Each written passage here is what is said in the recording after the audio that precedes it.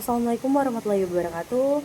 Shalom dan selamat siang. Perkenalkan, nama saya Siti Kirania dengan NIM A5012525094. Di sini saya akan membuat video pembelajaran untuk memenuhi UTS perkembangan peserta didik.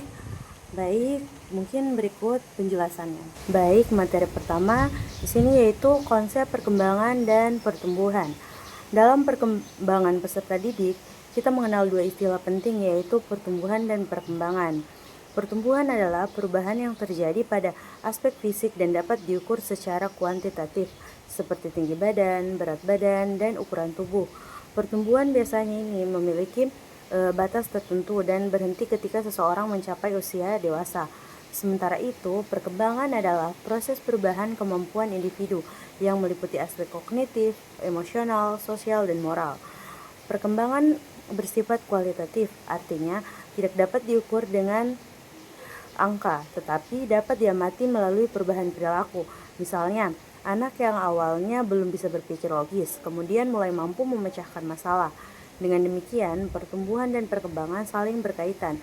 Pertumbuhan berfokus pada perubahan fisik, sedangkan perkembangan berfokus pada peningkatan fungsi dan kemampuan individu.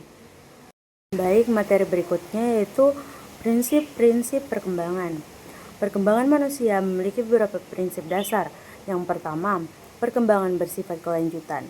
Artinya, berlangsung sepanjang kehidupan manusia dari lahir hingga dewasa. Yang kedua, perkembangan terjadi secara bertahap, tidak terjadi secara instan, tetapi melalui tahap tertentu. Yang ketiga, perkembangan dipengaruhi oleh berbagai faktor, baik dari dalam diri individu maupun dari lingkungan. Yang keempat, setiap individu memiliki keunikan masing-masing, sehingga perkembangan tiap orang bisa berbeda-beda. Ada yang berkembang lebih cepat, ada pula yang lebih lambat.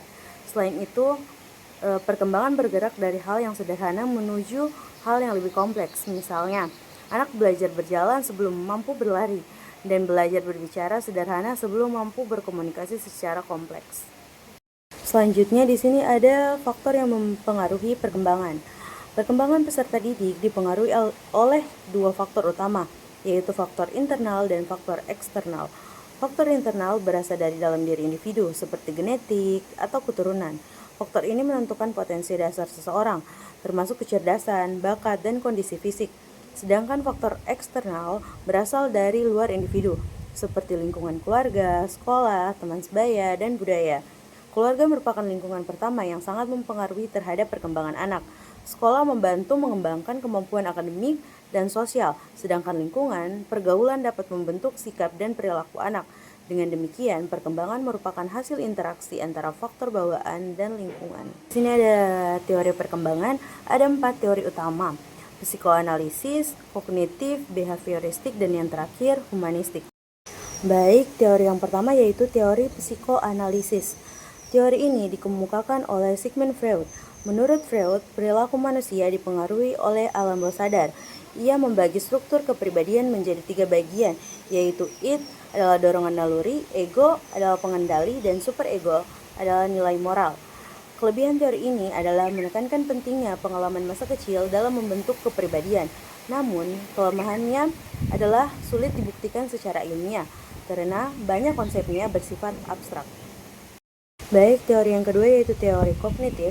Teori ini dikembangkan oleh Jean Piaget. Piaget berpendapat bahwa anak aktif dalam membangun pengetahuannya melalui interaksi dengan lingkungan. Ia juga menjelaskan bahwa perkembangan berpikir anak terjadi melalui beberapa tahap sesuai usia. Kelebihan teori ini adalah sangat membantu dalam memahami cara berpikir anak dan mudah diterapkan dalam pembelajaran. Namun, kelemahannya adalah kurang memperhatikan pengaruh sosial dan budaya. Baik, teori yang ketiga yaitu teori behavioristik. Tokoh utama dari teori ini adalah B.F. Skinner. Menurut teori ini, perilaku manusia merupakan hasil dari stimulus dan respon. Proses belajar terjadi melalui penguatan, yaitu reward dan punishment. Kelebihan teori ini adalah praktis dan mudah diterapkan dalam kegiatan pembelajaran. Namun, kelemahannya adalah kurang memperhatikan proses mental atau pikiran individu. Yang terakhir yaitu teori humanistik. Teori ini dipelopori oleh Abraham Maslow. Maslow menyatakan bahwa manusia memiliki kebutuhan yang harus dipenuhi secara bertahap, mulai dari kebutuhan dasar hingga mencapai aktualisasi diri. Kelebihannya teori ini adalah menekankan potensi dan sisi positif manusia, namun kelemahannya adalah sulit diukur secara ilmiah dan cenderung bersifat idealis. Jadi, kesimpulannya, perkembangan peserta didik merupakan proses yang kompleks dan mencakup perubahan fisik dan kemampuan. Proses ini berlangsung secara bertahap, dipengaruhi oleh faktor internal dan eksternal, serta dapat dijelaskan melalui berbagai teori perkembangan. Oleh karena itu, pemahaman tentang perkembangan yang sangat penting bagi pendidik agar dapat membantu peserta didik berkembang secara optimal. Baik, cukup sekian materi pembelajaran dari saya. Saya akhiri, wassalamualaikum warahmatullahi wabarakatuh dan selamat siang.